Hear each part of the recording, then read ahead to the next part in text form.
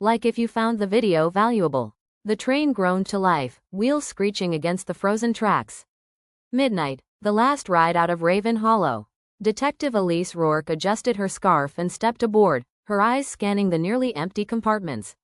She wasn't here for comfort, she was chasing a lead. Seat 14C. That's where her informant said he'd be. But the seat was empty. She frowned. The man, a former conductor, had claimed he'd seen something tied to the string of disappearances around the old Hollow line. Elise had heard the whispers. Ghost train, vanishing riders, no return. Urban legend nonsense. Or so she'd thought. A young woman sat across from her now. Pale, anxious eyes, fidgeting fingers. Cold night, Elise said, trying to make conversation. The woman looked up, startled. I didn't see you sit down. I've been here a few minutes. Elise tilted her head. Everything all right? I think I'm lost. I don't remember boarding. Before Elise could press further, the train lights flickered. The air turned heavy, like a storm was brewing inside the cabin.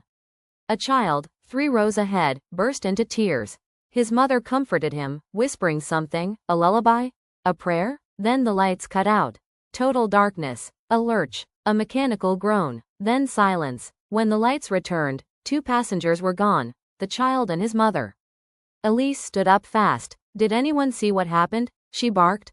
The few remaining passengers looked dazed, murmuring, confused. Seat 14C remained empty. The young woman across from her was gone too.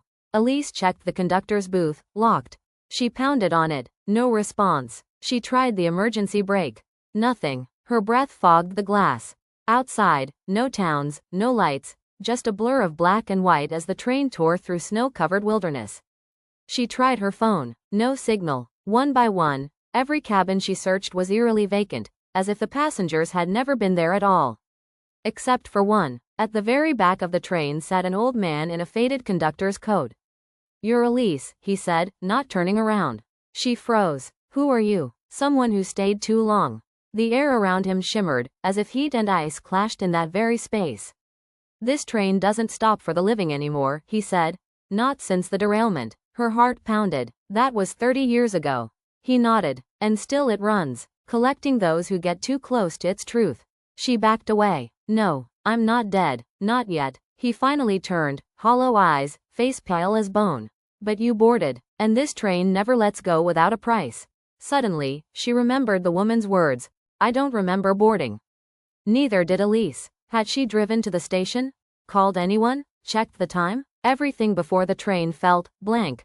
The old man stood. Your only chance is the next tunnel. Jump, or ride this line forever. She didn't wait. She ran. Doors whipped open by invisible hands, lights flashing, the train itself growling like a beast awakened. Behind her, voices called her name. Familiar ones. Dead ones. She reached the last car as the tunnel loomed ahead. No time to think. She jumped. She woke to sirens, snow, and bright white lights. A rescue crew pulled her from the icy ditch beside the Hollow Line tracks. No one's used these rails in decades, the medic said, baffled. But clutched in Elise's hand, soaked with snow and ash, was a faded ticket for train 713. Seat 14C.